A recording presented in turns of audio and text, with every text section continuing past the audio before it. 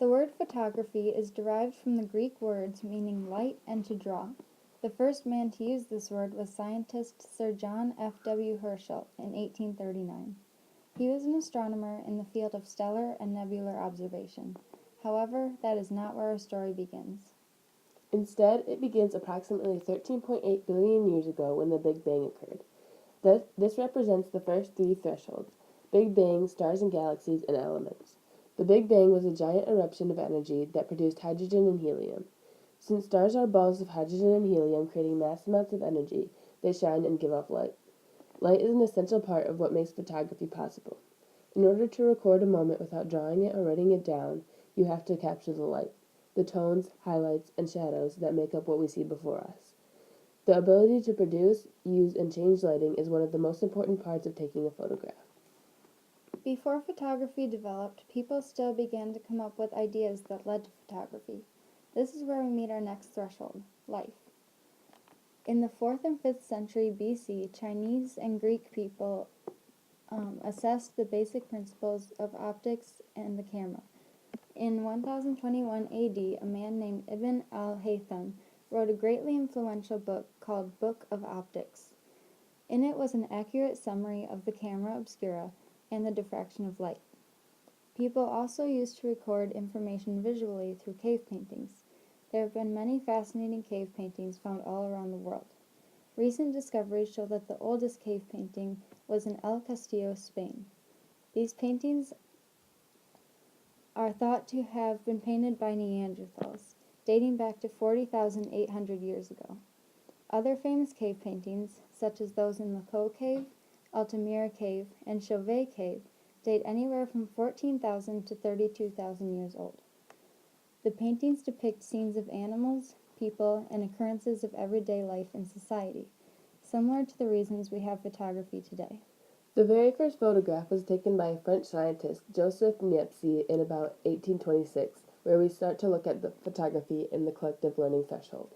Niepce took what we now know as the first permanent photograph ever taken.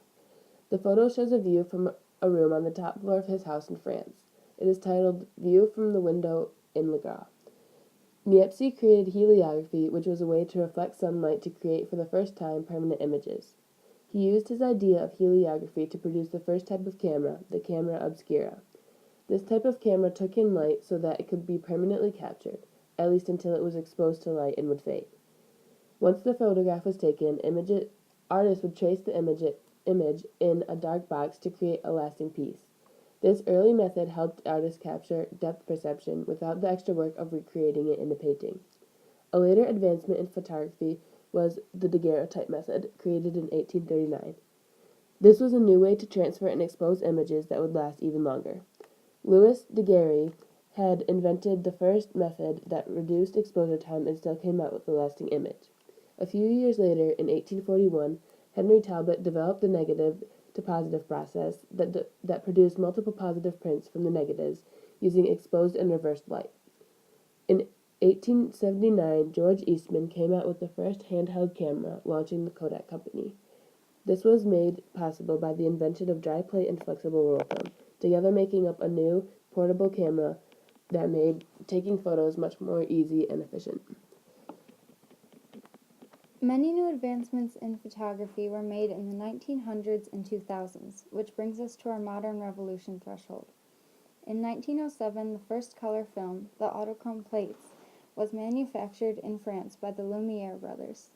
Later, in 1925, the 35mm camera was invented, a new type of compact camera developed by Kodak. The lighting technique, strobe lighting, was developed by Harold Edgerton in 1931.